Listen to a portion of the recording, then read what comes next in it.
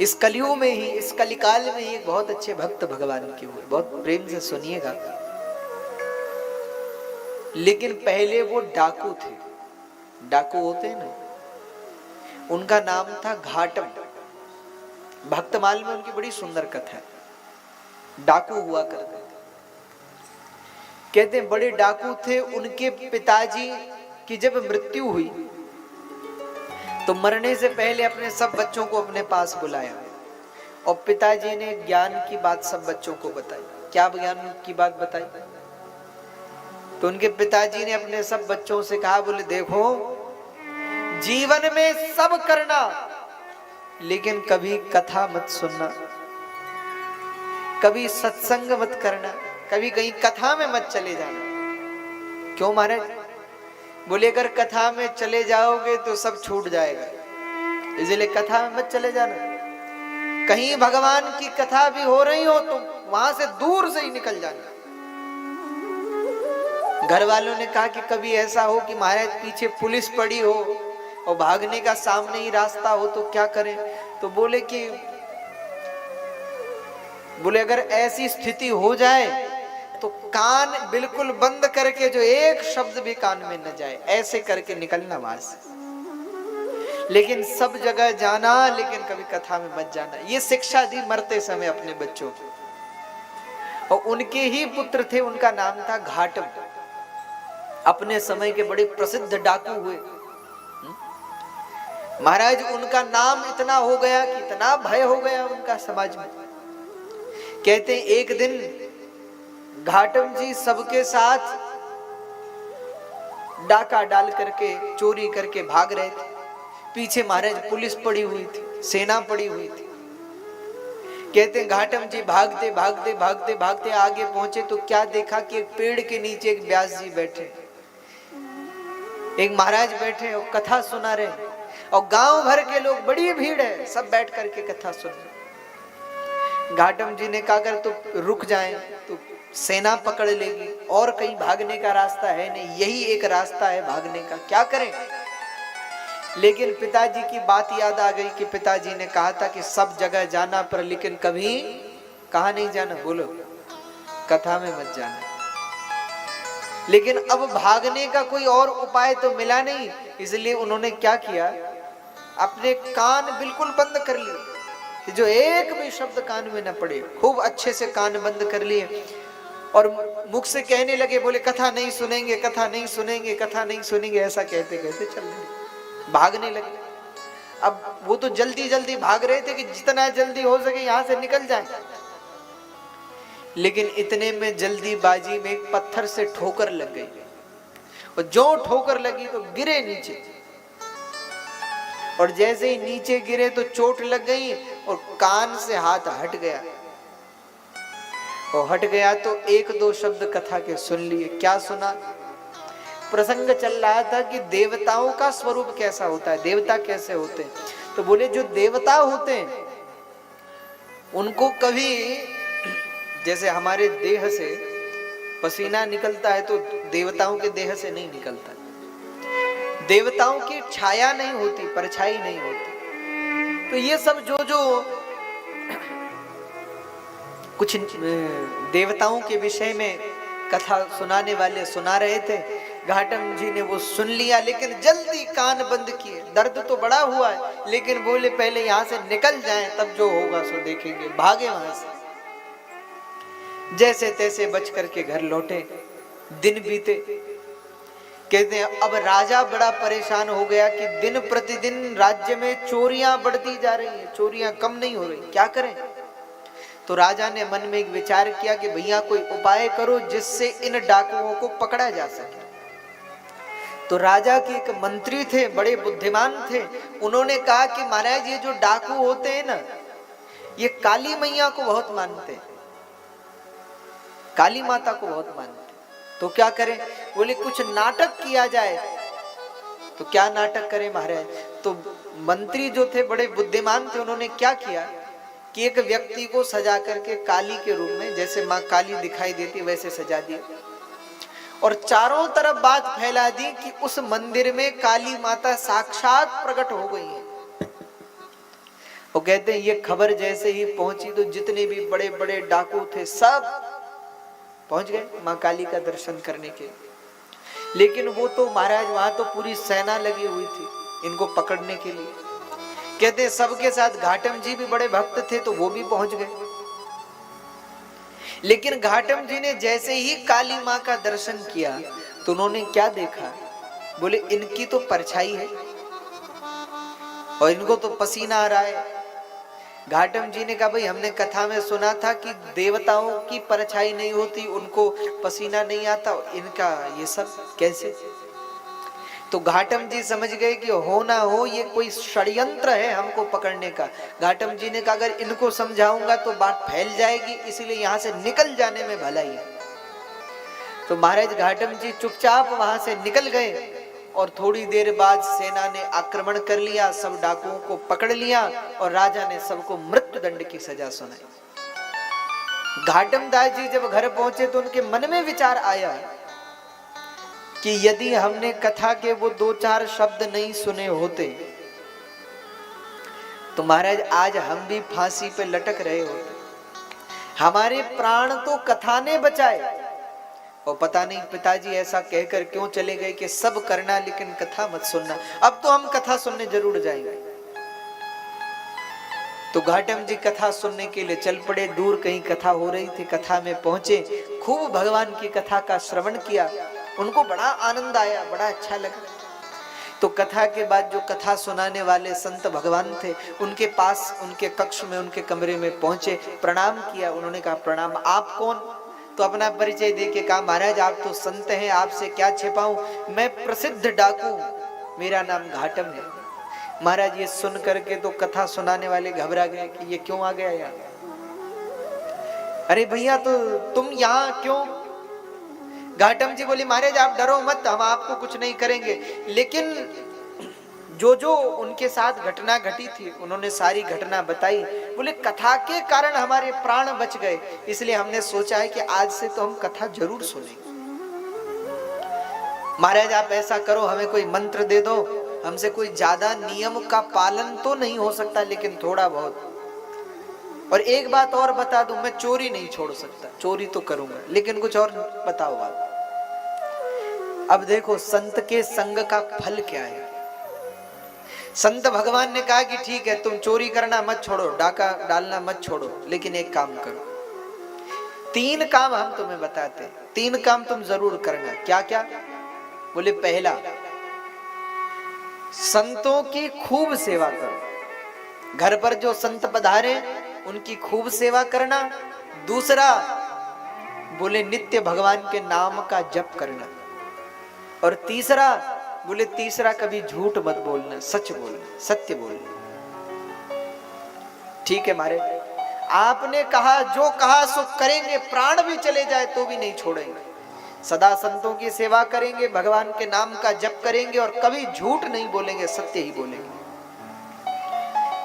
कहते हैं अब तो घाटम जी नित्य भगवान की सेवा करते, संतों की सेवा करते और चोरी भी करते, नित्य सत्य बोलते। कहते हैं एक दिन घाटम जी ने मन में विचार किया कि कहीं और क्यों चोरी की जाए, राजा के यहाँ ये चोरी की जाए, राजमहल में आज चोरी करने चले। तो महाराज आधी रात के समय एक सुंदर से घोड़े पर बैठ करके और सुंदर वस्त्र पहन लिए कि महाराज देखकर ऐसा लगे कि कोई सेनापति, कोई बड़ा धनवान व्यक्ति है। ऐसे खूब तैयार होकर के महल के मुख्य द्वार पे पहुंचे। कहते पहरेदारों ने रोका, कौन हो? घाटम जी को याद आई कि गुरुदेव ने कहा था कभी झूठ मत बोलना, क्या करें? तो घाटम जी बोले चोर हूं, चोर हूं। कहते इतना सुनते ही जो पहरेदार थे उन्होंने सोचा, बोले देखने में तो सेनापति लगते हैं, लगता है बहुत क्रोध में है, नाराज है, इसीलिए हमने पूछा कौन है तो कह रहे हैं चोर हूं। मतलब ये कहना चाहते हैं, कह रहे हमें नहीं पहचाना। तो पहरेदार घबरा गए कि कहीं ऐसा ना हो कि हमें दंड मिले। नहीं नहीं महाराज पहचान लिया, आपको पहचान लिया, आओ आप अंदर जाओ। ठीक है, अंदर चल पड़े। घाटम जी अंदर पहुंचे, खजाने से सब सामान भरा, और अश्व पर भर लिया, घोड़े पर रख लिया। अब फिर बाहर निकले तो पहरेदारों ने रोका, महाराज ये सामान ये क्या है, कहां लेके जा रहे हैं? घाटम जी बोले चोरी करके ले जा रहे हैं। पहरेदार फिर घबरा गए कि लगता है ये क्रोध में ही है। नहीं नहीं नहीं नहीं महाराज आप तो जाओ। तो घाटम दास चल पड़े। सुबह जब खबर चली कि बड़ी चोरी महल में हो गई है, पहरेदारों को बुलाया गया। राजा ने कहा कि अरे कैसे चोरी हो गई? पता चला कि ये सब तो घाटम जी ने किया है। फिर खोजा गया और जैसे तैसे घाटम जी को पकड़ भी लिया। कहते हैं राजा ने घाटम जी से पूछा, बोले एक बात बताओ, तुमने चोरी की कैसे? इतने सैनिक महल में तुमने चोरी की कैसे? घाटम जी ने कहा भैया हम तो आए, सैनिकों ने पूछा कौन हो, हमने कहा चोर है। तो ये बोले अंदर जाओ, तो हम अंदर चले गए। हम चोरी करके बाहर आए, सैनिकों ने पूछा इसमें क्या ले जा रहे हो, हमने कहा चोरी करके ले जा रहे हैं। इन्होंने कहा ठीक है जाओ, तो हम चल पड़े। तो राजा ने कहा कि आपने सत्य क्यों कहा, झूठ क्यों नहीं कहा, कुछ और क्यों नहीं कहा? कहते इतना सुनते ही घाटम जी बोले हमारे गुरुदेव ने हमें कहा है कि जीवन में सब करना, लेकिन 3 चीज कभी मत छोड़ना। एक तो भगवान का नाम, दूसरी संतों की सेवा, और तीसरा बोले सत्य, कभी सत्य का त्याग मत करना। कहते हैं राजा इतना प्रसन्न हो गया इनसे कि बाद में घाटम जी को अपने धन का धनपति बना दिया, कोष का अधिकारी बना दिया। तो कहने का आशय है बाद में संत जी घाटम जी अधिकारी हो गए और बड़े भक्त हो गए, तब तो खूब संतों की सेवा करने लगे, सब चोरी भी छूट गई। कहने का आशय है भैया संत के संग का कितना प्रभाव है। एक घड़ी आधी घड़ी, आधी में पुनि आध, तुलसी संगत साधु की कटे कोटि अपराध। यदि संत के संग का एक क्षण भी प्राप्त हो जाए तो उससे भी जीवन परिवर्तित हो जाता है, जीवन बदल जाता है। लेकिन बदलेगा कब? जब हम केवल संत के पास बैठेंगे नहीं, अपितु संत की वाणी को अपने जीवन में भी उतारेंगे। आप लोग कथा सुनने बैठे हो, लेकिन इस कथा का प्रभाव कब होगा? जब इस कथा को आप लोग अपने जीवन में उतारो। तो गोस्वामी जी ने यहाँ संतों को प्रणाम किया है। गोस्वामी जी कह रहे हैं, यमन लगा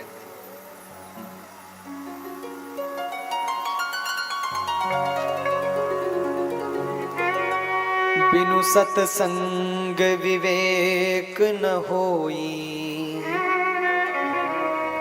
राम कृपा बिनु सुलभ न सोई। बिनु सत्संग विवेक न होई,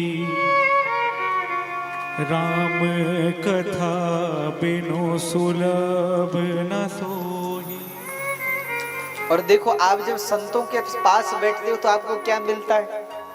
संतों के पास बैठने से तो एक ही चीज प्राप्त होती है, क्या? पायो जी मैंने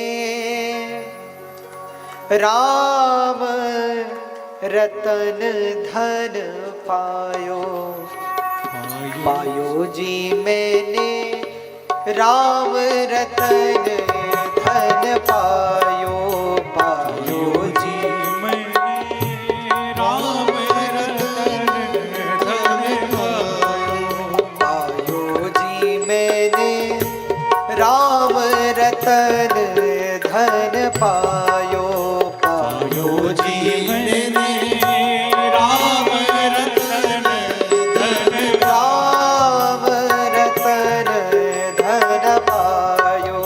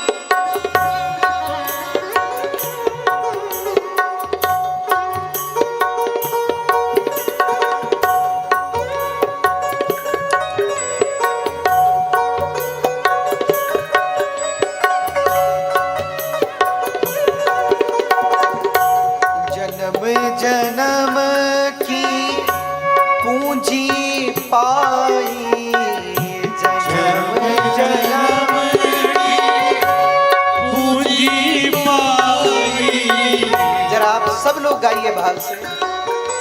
जन्म जन्म की पूंजी पाई, जन्म जन्म की पूंजी पाई, जग में सब खो आयो पायो जी मैंने राम रतन धन पायो, पायो जी मैंने राम रतन धन पायो, पायो जी मैंने राम रतन धन पायो, पायो जी मैंने राम रतन धन पायो, पायो जी मैंने राम रतन धन पायो।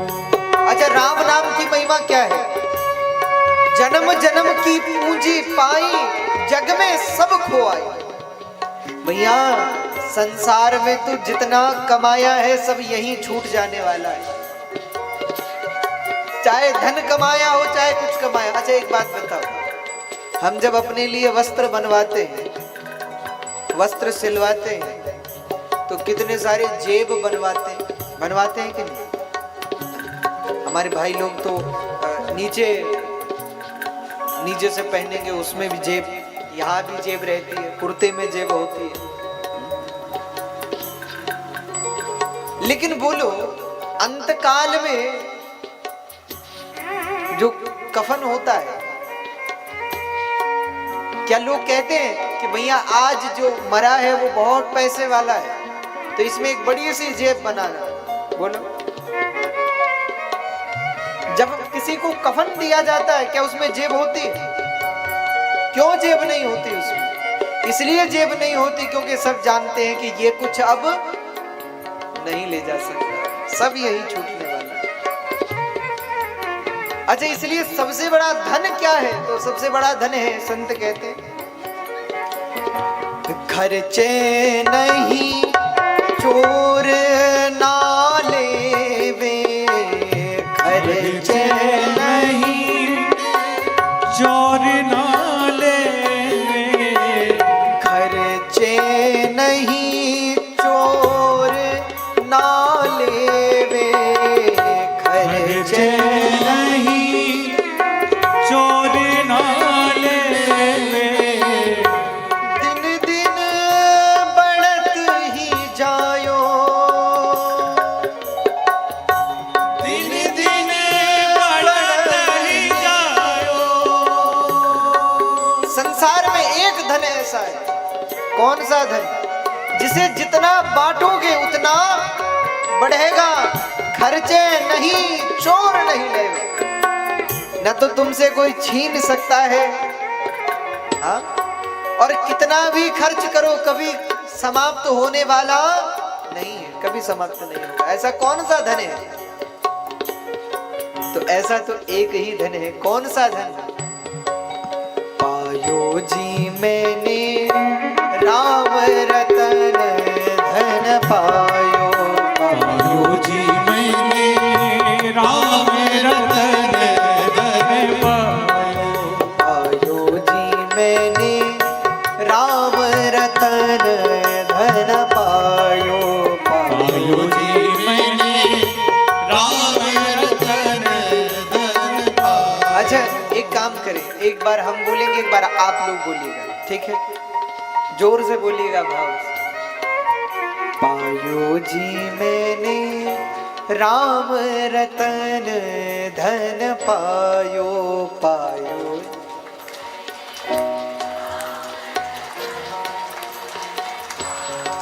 देखो हमारी माताओं की आवाज कितनी बुलंद है, कितनी सुंदर आवाज है।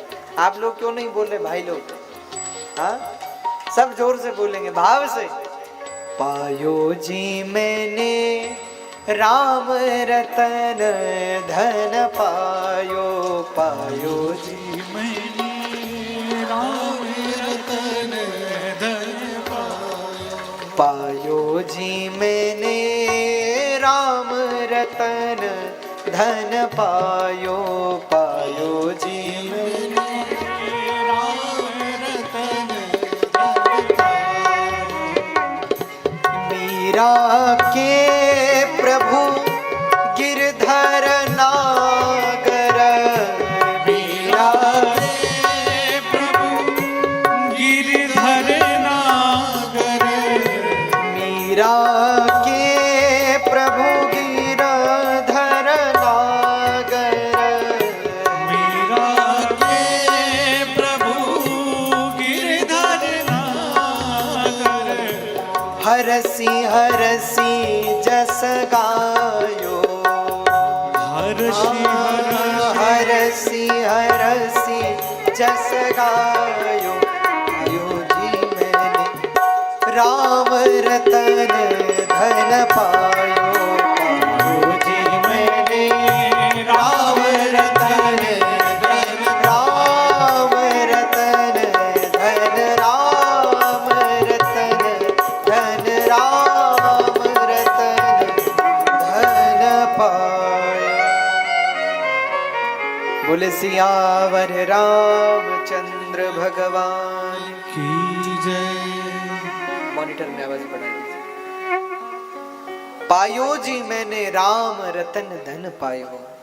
संसार में यदि सबसे सुंदर कोई धन है तो वो धन है श्री राम नाम का धन, श्री कृष्ण नाम का। इस संसार में राम नाम से बड़ा, कृष्ण नाम से बड़ा कोई और धन हो ही नहीं सकता। और भैया श्रीमद् भागवत के महात्म्य के एक श्लोक